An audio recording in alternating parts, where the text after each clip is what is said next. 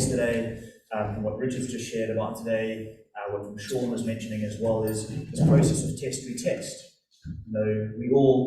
Who does orthopedic testing in their practice? Yeah.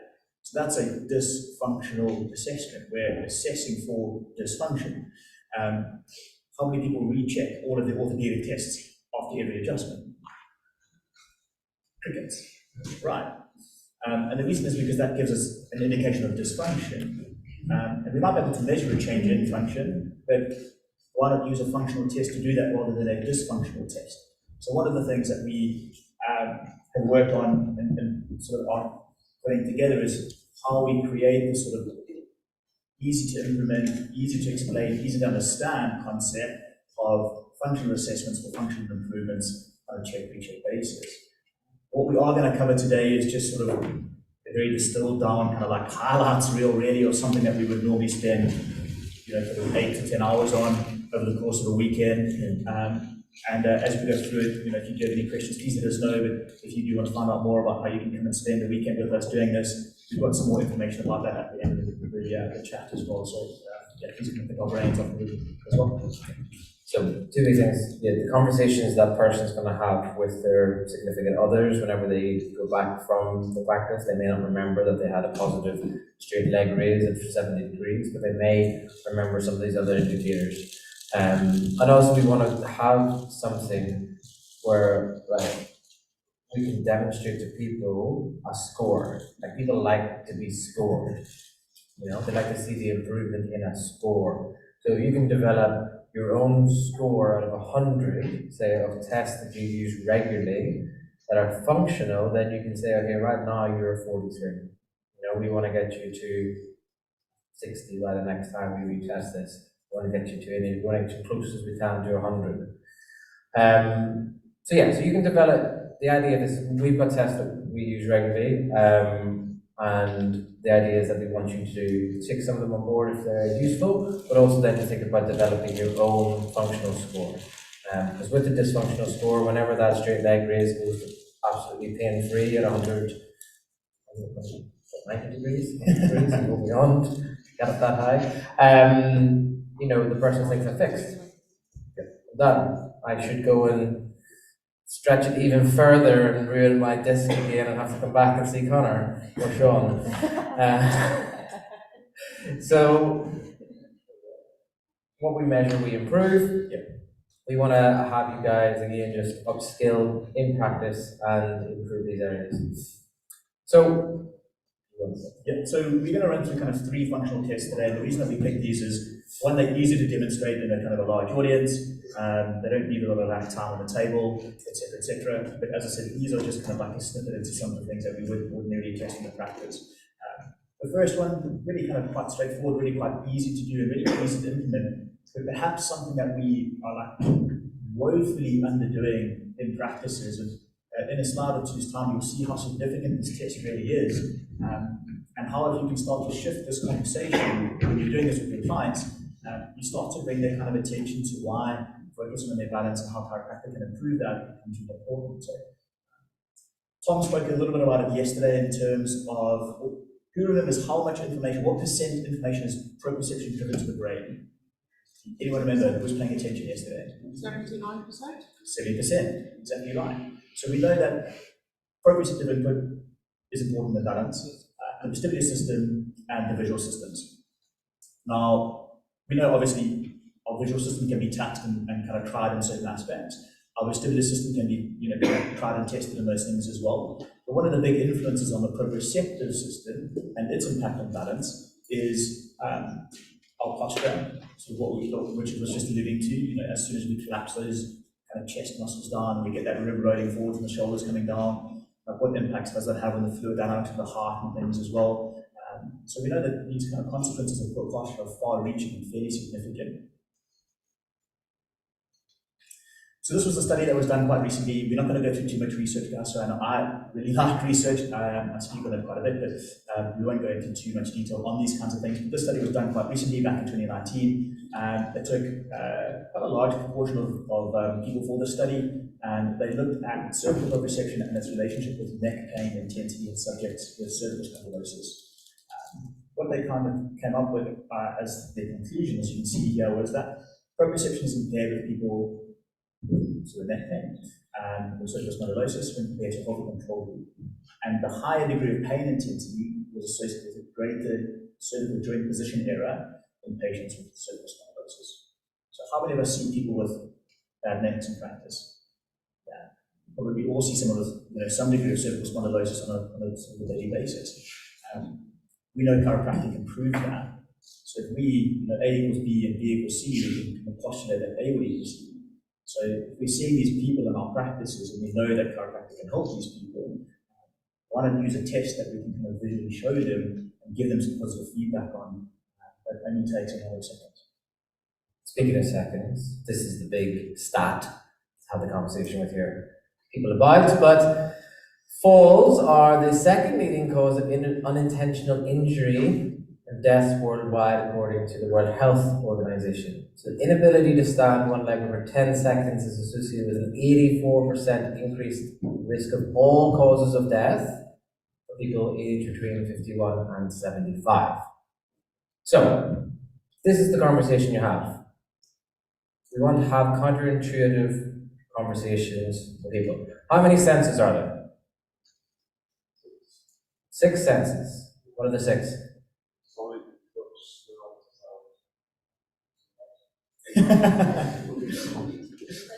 Generally, people say there are 5 senses. There's 5 we learn about in school, right? And I tell people that we deal with 7 senses. Okay? The 6th sense was the movie where they could see dead people. I thought maybe that's where you were going. That was a really good first adjusted rib. You see dead people walking around. So I tell people I work with 7 senses. So your sense of balance. And if anybody's had a few drinks like they did last night, maybe their sense of balance was inhibited. They might not have been able to balance on one leg for 10 seconds. And the sense of proprioception. So I talk to people about that. I'm like, 7 senses. Ooh, we can improve it.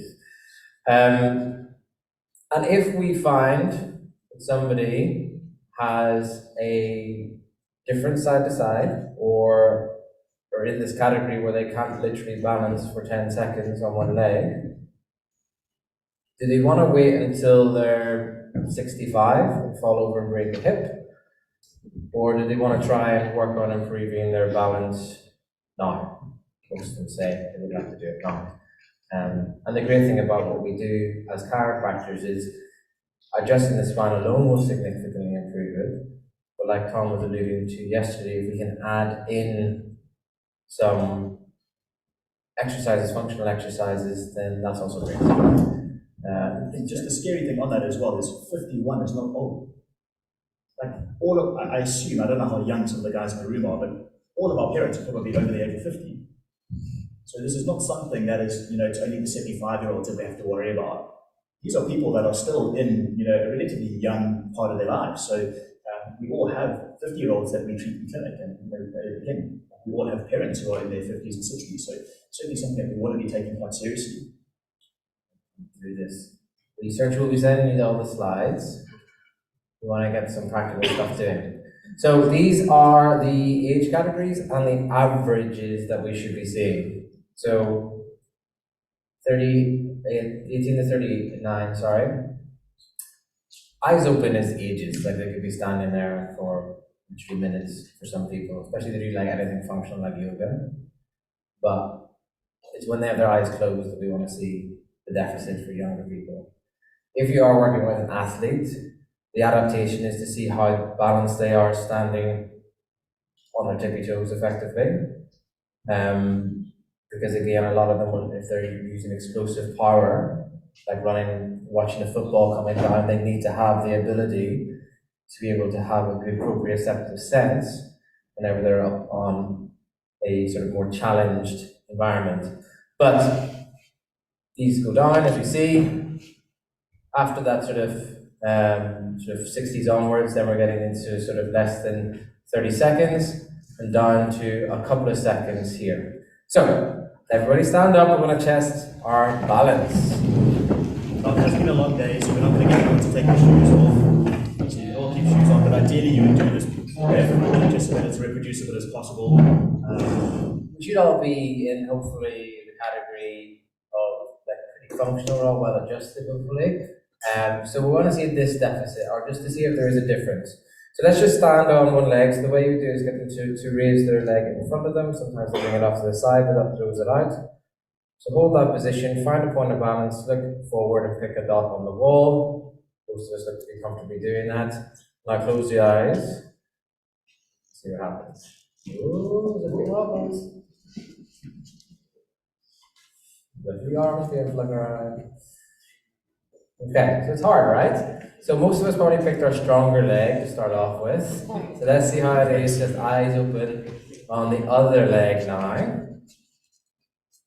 And just as you're doing this, think about what age category you are in and what you should be aiming for with your eyes closed. G word's dead in the next 5 years.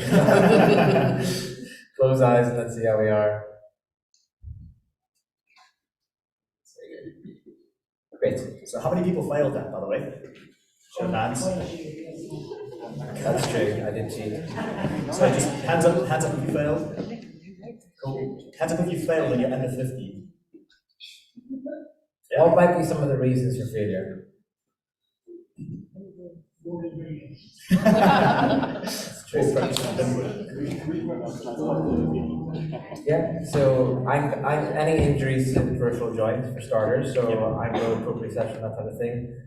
This kind of buys in or sort of falls in well with what Sean was saying. The biggest indicator of injury is previous injury, right? If they haven't got a full functional recovery of a previously sprained ankle, the risk of getting another sprained ankle is significantly higher. So, but the thing is, they might not be aware of that when they're walking around day to day. Okay, so it's only whenever we bring these types of functional tests out that people go, oh, okay, there is actually a difference there. And especially if it's a big difference. If they can stand all day long on one leg on the left and they're all over the place on the right, especially when their eyes are closed, that's an issue. Okay? So, and the conversation as well is that what happens to our eyes as we get older? Yeah, they generally get worse, right? And so I don't want Kiara, when she's 65 years old, putting her shoes on in the dark because Brad's sleeping next to her, and then she falls over because she's not got her eyes to help her balance, right? So that's why we want to work on these areas of balance. One really functional way, Tom talked about a few things yesterday, one really functional way I have for helping people, this would be the intervention. Grab a seat again for a little moment. So, as I say, even if you are not doing anything fancy, adjusting the spine and the extremities or addressing some of the fascial stuff we learned this weekend, etc., will improve it. Encouraging activities such as yoga. You can give exercises, but they might do those exercises for a week or two. And if you're on them every time and retesting regularly, then they might do it. But if you can encourage somebody to do something like yoga, where they're going through for an hour or something, a systematic way of exercising their body, it will significantly improve the outcomes of the care that you're giving because they're challenging it in different ways. And it could be something simple like chair yoga. Like I've just moved into a very sleepy village in Essex, which is lovely and I love it because I'm an old man at heart. Thanks to chair yoga now, guys. But we have a beautiful community centre in our village and they run chair yoga classes every Tuesday at 10 a.m, which is a real bummer because I'm at work at those times, so I can't go. But you know, when you start prescribing things to maybe some of your older clients, it doesn't have to be something intense like reformer Pilates. It can be aqua aerobics or chair yoga. And so these things are accessible to the clients, but they don't know what they don't know. So it's our responsibility as healthcare providers to make this information available to them. And make them understand why it's important. And for the like when you're working with athletes like Sean is, they 100% need to have that challenge. But the thing for most people to realize is whenever they walk in the door and you adjust them, whenever they walk back out the door, they're using their brain and their muscles in a completely different way. They're already going through a neurologically integrative change, and their brain is adapting and relearning how to move and how to function. So we can challenge it further with things like wobble boards, and then moving into some functional rehab exercises. A really easy one for people at home is to do the eyes open, eyes closed, walk up 3 steps. Okay, so you can try this one at home. We don't have any steps here, but you keep your eyes open and you walk up front ways, 1, 2, 3, and then you walk down back ways, and then you close your eyes and do it. Okay, so 1, 2, 3, 1, 2, 3, and then you do it eyes open up, and then eyes open down, and then closed, and you challenge it in different ways. You don't need any fancy equipment, you just need 3 steps. You don't want to do 20 steps because if they fall down the stairs, they're not going to be very happy with you. So 3 steps is so a great functional exercise just to add in if you want to try and challenge them in a slightly different way. Chest expansion. So this is another really kind of quick, super easy, and again, I think tying in really nicely to what Rich just spoke about, like really important test for us to be looking at and kind of understanding. Movement is life, and if we have quick chest expansion, you know the impact that that's going to have on the circulatory system, on the cardiovascular system, on our mental system. We know that there's research that highlights kind of the changes in brain diffusion and things like mental clarity, cognition, higher executive functioning.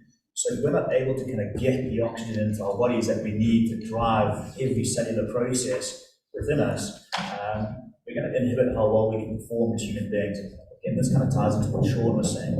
When we're talking about performance, we're performance-based practitioners.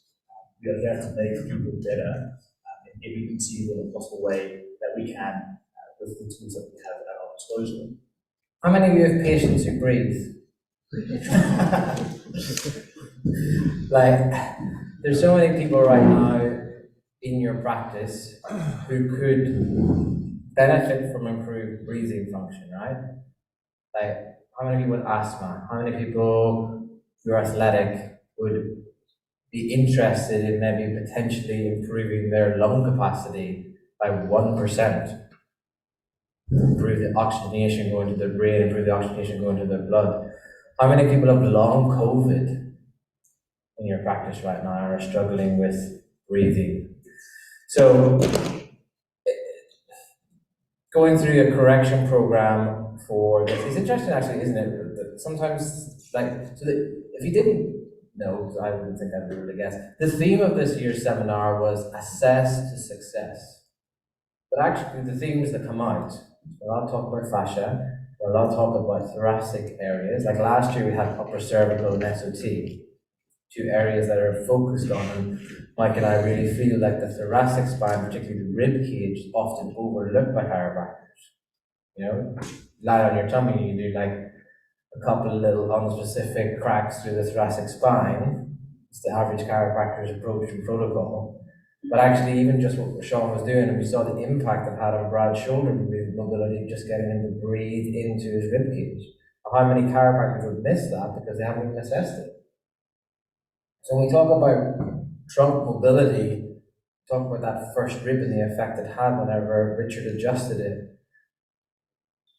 It's an area that I feel that we need to upskill within many chiropractic practices. So we're going to go through just let's assess it. So there's a couple of ways to assess it. Mikey, can sit down here for me on the bench. So if you have one of these tape measures, you want to put it around the lower element of the chest here. We have this just in the clinic. And I want you to fully exhale. Exhale. And I fully inhale as deep as you can. So around the back, I'm looking at how much change there's been. So Mike had a 4 centimeter change, fantastic, above average. But you're going to see people who come in and will have 2 centimeters, 1 centimeter. They'll be all breathing through like the upper part and really over using their thoracic, upper traps and first rib. So if you get used to doing this test, you don't even necessarily need to do it with the tape measures. Go ahead and stand with your back in. So what you can do is just place your hands either side. I usually try and put my thumbs on the thoracic spine and then get him to breathe. And I'm looking for the separation of my fingers. I don't know roughly what 4 centimeters looks like. That's it again for me. So if one of my hands, I mean, this is the test that you would do for an hemothorax. Hopefully one of them doesn't come into the clinic, but you can start to see if there's a unilateral difference in the expansion, or if it looks like it's a good expansion. Having one of these tape measures is really easy to do, but it can be done whenever you're trying to decide just to do that. So when it comes to, is it alright if I just run through my protocol for improving lungs that you saw? Let's get Mike to do it. So again, this is the averages for expansion. So the average expansion should be 3.3 centimeters. The range is normally between 2 and 5 centimeters. But we want to be able to get it up.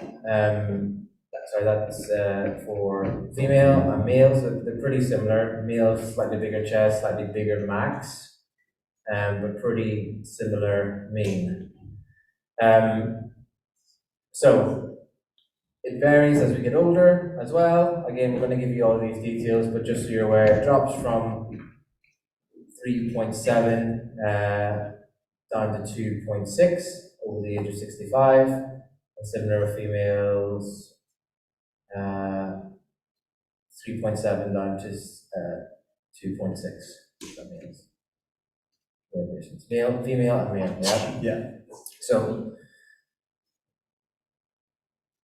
bit of research. This is what we do. So, Mike, come and grab a lie on your back for me first of all. So as I said, adjusting the spine is the first protocol. You saw a really good way to adjust the first rib. I generally will go through and just do a kind of a variation on the sort of one arm, first rib, AC joint, upper ribs in the back, clearing out this area. So placing the hand in behind at the level you want to adjust, coming in, and then depending on where you lock that elbow and adjust where your hand is, you can release a different part depending on what it is. If you have a female who is, you want to put the hand here just so there's some separation between whenever you're going and grabbing. So the contact with your hand on this side is sort of in their armpit effectively, but holding the whole joint. Because the arm is over, then you can use this part of your hand to come into the clavicle, and obviously then you can also release off the ribs at the back. I would normally follow that up by anterior thoracic adjusting. So coming down through the spine, clearing the spine out. There might be a lot of stress, isn't it? And then coming down, and you can work through the anterior ribs and sternum. Again, if it's females, hands on the chest.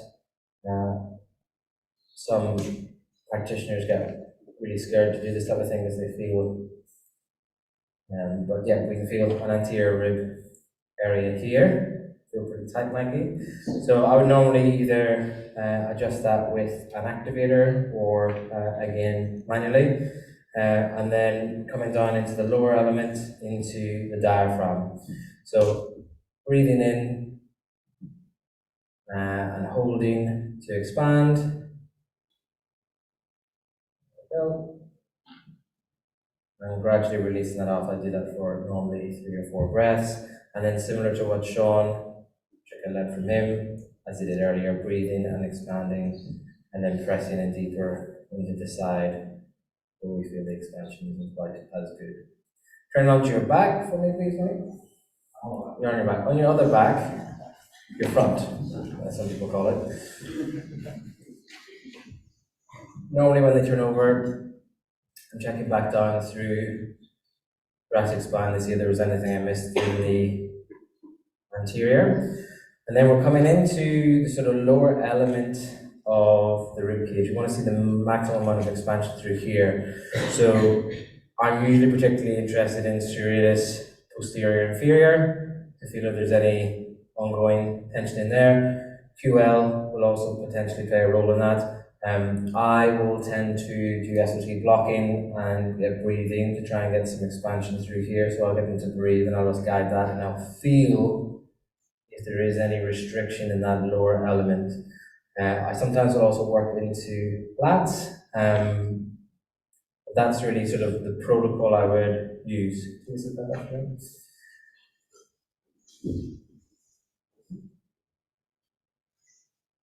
And then we want to just, like I say, get them to breathe again and see if they feel clearer.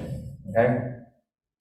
So when we do the course, we'll do these live with a few different people, and the changes that we see often, like even people who are well adjusted, get adjusted all the time, will feel the difference. And you can measure this with the what's it called, pulse oximeter, again, and trying to bring in some data and some objective measures into what we do. And then post adjustment, I will also then release cranials, get them to do breathing exercises similar to what Sean did, the breathing, holding, and then another little sip of air. If they are using their upper rib area, I'll get them to try and focus on diaphragmatic breathing, so trying to breathe through their stomach. If this area has all been locked down and they can't, because of the compression and posture, trying to get them to sit with good posture and breathe so that when they breathe in, their stomach expands and is well controlled. And then lastly, thoracic mobility exercises. This could be a whole section in itself, but there are all different types of thoracic mobility exercises that people should be doing, especially if they're sat at the desk or any sort of sedentary job, because what will happen is inevitably they will fatigue and hang on their ligaments. The ligaments are trying to do the job that the dynamic muscles should be doing, and they just stretch and get to a point where there's ligament laxity or just ligament stiffness to the point where an adjustment once a week is not going to be enough to get them back. And on the flip side of that, you also have people who are hypermobile, where adjustment might not be the right thing to do. They might feel really uncomfortable, and their adjustments don't hold. So that in that case, we need to try and think of other ways to strengthen and stabilize, like Sean was saying. One of the things that we kind of come across when we're teaching a functional approach to assessing clients and individuals as well is, well, how do I make that fit into my practice? How do I put it into my routine? Because as much as it would be lovely to spend, hours with each client and have all this data, none of us would be able to sustain the practice. Like we wouldn't be making any money or have any profit in it to fulfill our mission. So all of these things can be implemented really quickly. They can be done really easily if you get really efficient at them. It's something that you can do within 5-10 minute adjustment protocol. It doesn't have to take a long period of time. But one of the things that we really pay attention to in the course as well is teaching you the kind of the communication aspects of how you get this to be relevant to your clients. Everyone knows who Albert Einstein is. Does anybody know his quote about teaching? No. So his quote goes like this. He says, "Tell me and I will forget. Teach me and I might learn. Involve me and I will remember." So if we can create an experience with the people that are on our tables, suddenly you're not having that conversation with them every other week. "Yes, Mrs. Smith, this is what we're doing." Like Amy was saying, she realized people were asking her the same questions again and again and again. And so we create this information. If we can involve our client members or our practice members or patients, whatever terminology you use, you can slowly start to create this kind of learning environment where they become actively engaged. They are starting to come to you and asking you, "Hey Mike, how am I doing today?" As opposed to you having to ask them, "Hey, how are you doing?" So involving them in this, so instead of just saying, "Oh, Kiara, your chest expansion is a bit rubbish." Cool, what does that mean? Or like, your chest isn't opening as much as it should do. What does that mean? Whereas if we start to put them through a quick test, and we show them a test, retest, and we take before and after photos like Richard was doing with the hip adjustment, suddenly they are putting these things together in their brain, and they are immediately going to go home and be like, get a tape measure out the old sewing kit and like measure up their husband or something like that. So just these like simple little tweaks can really go a long way to helping you build a practice and create sticky patients. Yeah, and again, if you have that thing that they're going to aim to do, like they recognize that their balance isn't good on their right leg, and after a set amount of adjustments, you're able to demonstrate that the balance is significantly improved, that the chest expansion has improved, then all of those things will help them go like, okay, now I get why I need to keep coming to maintain and continue to improve. All right, I'm going to get them standing up again in a minute. Yes. So, anybody use this regularly in practice? Yeah. All right. So, Brad, tell us what it is.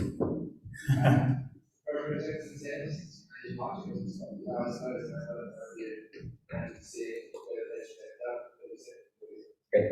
Yeah. So originally was a vestibular test to test the vestibular system, but what the research has shown is that it is much more of an indicator of functional proprioceptive. So the lesion in the subluxated joint, that is where the restriction is, will provide the brain with less information. Tom Fagan's talked about this, right? Bringing stuff back up to the brain from where the different sensory organs are. So what happens is your body kind of develops a blind spot. It's kind of guessing where that is. And so they've challenged this in different ways. One way was they put a physical brace on someone's neck or someone's lumbar spine and get them to walk around in it for a couple of hours, and just a couple of hours of restricted spinal movement changes their outcome in this test.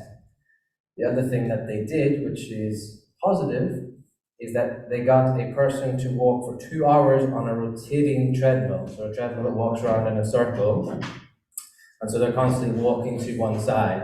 And so these people who have a negative step test start off with, they step and they march exactly in the spot, put them on a treadmill for 2 hours, and they'll be rotating around in circles. So the flip side of that is, whenever we can correct the underlying thing that's causing the deviation, within a very short period of time, their brain will relearn. Okay?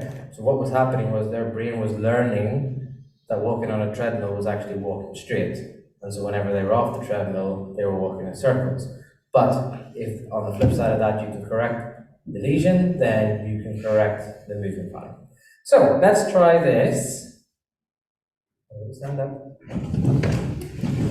Just while Connor's going through that, the study that Connor references is really interesting to kind of read. It's the paper's called Fukushima and Nokia, I think it's 2014, based out of Japan. Basically, they created artificial joint compensation that when we were doing kind of Sean's mobility tests earlier, did anyone have a tight hip or a tight shoulder? Yeah, exactly. So we are all walking around with fixations in us, and these areas of fixation, intentional tightness, or subluxation, whatever again the terminology is that you're going to choose to use, is going to inhibit the proprioceptive input. And if you can start to communicate this to your clients, then you start to create again these kind of buy-in that is function and performance based, but not just here to get the feeling good. Great. All right. So pick a line on the floor, like you're straight in front, and try and reference sort of where the back heel is. Normally in clinic, I use that low tack tape on the carpet. You draw a T on the carpet using the low tack tape. Hands up in front like this. In an ideal world, you would put noise cancelling headphones on, but ain't nobody got time for that in clinic, so we're just going to do it without it, or most of the time I do. And then you demonstrate to the person you're going to be marching on the spot like this, so knees not quite up to hip height, but quite high. You want a high cadence with this, sorry. High cadence, yeah. And then keep going, everybody. And then we're going to close our eyes for 30 seconds. Keep closed. Close. 30 seconds is a long time. Keep going. And what I tell people this one is what I'm looking for is what's happening to your arms and your foot business. Okay? So you want to see if the arm rolls in or if your foot business is this. So each thing when you say you're looking at their arm business, they lift their arms up. See if people have arms rolling in. That's interesting. If another 5 seconds, 4, 3, 2, 1, and stop. All right. How many of you move forward from where you started? How many of you rotated sideways or turned in a circle? Great. Okay. And you rotated and went forward. Ordinarily, when you're doing this test, you want to be silent as well because you don't want to give your patient or your client an auditory stimulus as to where you might be. And again, preferably, I don't want to use this tape in the practice. If you've got something like chalk and if you've got carpets, mark it up on chalk so they don't get any tactile feedback on their feet either because people want to win. They want to do well when they do tests. So we want to try and kind of or sort of decrease the possibility of there being any bias. So yeah. Good. Alrighty, we've got a little again. So a positive test is any forward movement, significant forward movement. I would say, a step forward is not significant. It's normally people who are walking, literally coming like right towards you. And if there's been more than a 30-degree rotation to one side or the other. So with rotation, the findings are the peripheral vestibular system dysfunction or sensory motor dysfunction is likely consistent with the side that the patient is rotated. So what does that mean? If they have a vestibular problem, so you want to try and ascertain that in the history or maybe even before the exam. They don't have actually got a vestibular issue, and if they do, then you refer them to Tom Takings because again, he'll do some funny eye movement tweaky things as he was doing yesterday, and you can adjust them. Jake Cook, who spoke last year, is also great. He's the guy I usually refer to because he's going down the road here and walking. And if that's not the case, then it will be to that side that they have significant dysfunction. Okay, so you're going to then look at the ankle, the knee, the hip, the SI joint, the lumbar spine on that side as the primary area of dysfunction. If they've been moving forward, the most obvious explanation for this is going to likely be forward hip posture, but it can also come from a sway back posture or like a high sacral base angle, just because that's going to shift the mechanics of the spine. And again, as Richard was alluding to, that sort of tension of each structural segment places on itself to hold itself upright. But if that system isn't operating optimally, we're going to get that forward knee, and that's going to drag people forwards. One thing with this test, I will just add in, is if you are measuring it and if you are testing it, try and be accurate with it. So with your T, set it out to be 50 centimeters long or 60 centimeters long or whatever the distance is, and record how far the person gets. Not just they've gone forward and to the right, they've gone forward half of the T or they've gone forward 30 centimeters. Because again, the power of functional testing is it almost plants the seed that there's going to be a retest. So people understand that, like, oh, cool, he's going to adjust me once and retest me, and it might improve, it might completely go back to normal, but then it opens that door to being like, well, should actual progress exam, rather going, well, I'm coming for a progress exam, we're going to redo these tests. So they are starting to again understand that you are there to help them, but also again helping them help themselves too. And just on that, I wouldn't necessarily expect this to significantly improve with that one adjustment because they need to have the proprioceptive system process it. So it's like the 2 hours on the rotation treadmill. So I generally, when it comes to me, depending on where a person's at, like nobody's going to want to do a functional step test if they've got region sciatica going on because their main focus is trying to get the sciatica being under control. So if someone is coming in and their dysfunction or their pain levels are not as significant, then I'll add it in from the start. If not, then a progress 1, progress 2. Okay, so I certainly don't do it every visit, but it's useful to go through.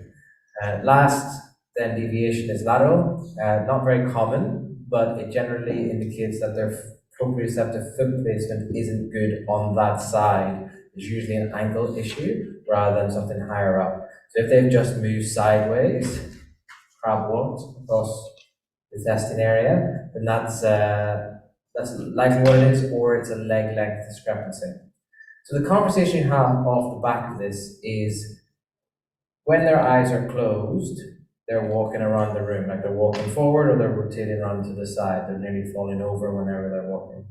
So what that person is doing is using their eyes as they walk along the street to autocorrect where they're walking. Because their brain, as soon as you take the eyes out of the equation, is walking around like this. So if they're not focused on walking, do they fall over their feet when they're walking down the street? If they're focused on a ball coming in, like the football players, and they're not focused on using their eyes looking forward, are they likely to overstretch and pull something or land awkwardly and re-injure themselves?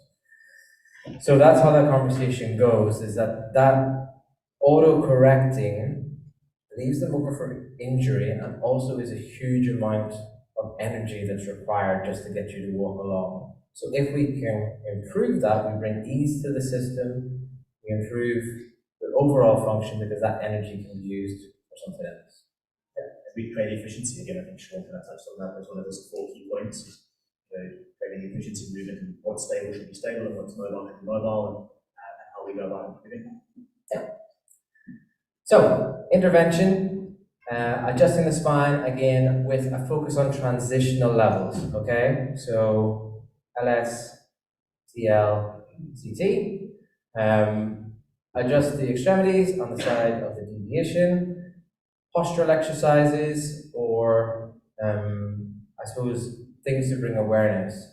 So we need to have pattern interrupters. If somebody is sat at a desk all day, it doesn't matter how if we adjust them every day, they're going to fatigue into a slumped position. So if we have an alarm that goes off and they do some simple like Ragards or something just to switch on the postural sensors again, that will have a big impact on the overall progression of them going through this rebalancing, reconditioning process.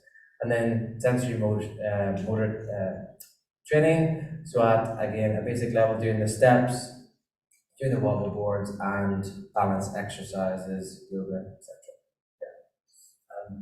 I'm very fortunate. I work in a sort of semi-open plan practice, and what I've sort of understood is that doing some of these sort of functional tests, because you sort of have to almost create a bit of space and create an area to do them, it also be a really good conversation starter. So if you've got perhaps a client that's been coming in or a new patient that's coming in and they see you doing this test, they're almost going to look, hey, so what's going on there? Like, I want to be a part of it. I want to know. Again, functional testing for us has been really kind of important in having retention-based practices and helping us kind of shift that conversation away from kind of pain, dysfunction, performance, and function. So it's something that we encourage you to kind of get involved with, and you don't have to do it all. You don't have to do any of it, but we would encourage you to potentially start with something simple and easy. Go home and get your mum and dad to balance and time them, at the very least, and then start with some of your clients and just see where they're at and figure out how you can communicate that and make it relevant to them.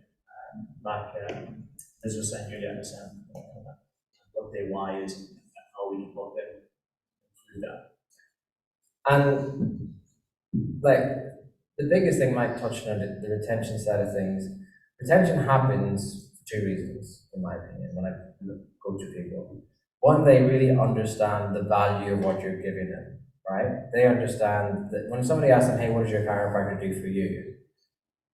They're like, oh, we're working on my balance, we're working on this, we have goals, I'm an athlete and I'm trying to win the Super Bowl, whatever it is, they can speak that. Or it's a personality practice and they just like you. Okay? So we see this all the time. Whenever I work in other clinics, whenever a chiropractor would leave, they would be replaced with a chiropractor who, on a technical level, was just as good. But they just weren't the other person. And the reason that person was coming back in for their regular adjustments was because they just liked seeing Mike, having a chat with her, which I understand. But, so you can have a personality practice and you can have a practice where they really understand. That's what Sean does. He's a really nice guy. You can tell he really cares about you. He practices with a big heart. And he's also really good at adjusting and really good at explaining things. So for me, that's the goal of what we should be doing in practice, because that helps, again, to elevate chiropractic in our community. So if you do want any of the resources about stuff that we spoke about today, some that we'll be sending you all this. Yeah, you will have access to all the slides and things as well. to do the stuff that we use and put together. But if you aren't someone who wants to read through reams and reams of research and you don't want to nerd out with a highlight on a Sunday night, then why not come and join us? We've got a seminar coming up. When is it? September. You should have it in your diary, Michael. September 23rd, guys. And yeah, it'll be a 2-day seminar. We will run through, again, just a whole morning session on assessment, and then we go through technique for the next day and a half. So this time around, guys, Chip, you guys were at this year. What did you get out of it from being there? As a student, first of all? As a student, I learned so much about hierarchy, work, not like the work, get to what it be much. And like introduced to so many things that so much easier. It was nice, I think, but C45. Yeah. Okay. So as a new grad, how did you? Yeah, sort of like a protocol to follow, something and so like you can say we graduate do we get to when you always yeah. Great. Yeah. So again, it's just an amalgamation of what Mike and I have learned from 16 years in practice and 10. So and coming from ACC and from Durban University, slightly different approaches to adjusting, and also Mike's much stronger than me, and he uses slightly different techniques and different approaches. And we also had Kiara there and Brad there bringing their expertise. Kiara as a female practitioner, because I think one of the things we've noticed within the profession is that there's so many males teaching technique that just aren't physically easy to do if you're a female. He said you can't do it, but it's good to know the modifications that someone would do if they weren't able to use their big guns to side posture someone, or my small guns, my big guns. We don't as yet have the venue confirmed. We are still trying to find all the space that's going to be appropriate for the numbers that we have, but it will likely be within kind of like the Greater London area, so it won't be too far to travel. And we'd love to have you there to join us. So if you are interested, you can just follow the link on the Ticketella page. There is a little QR code on your tables. If you want to scan that and send it to the website and tickets. Otherwise, come and speak to us about it, and we can take your emails and details down and let you know.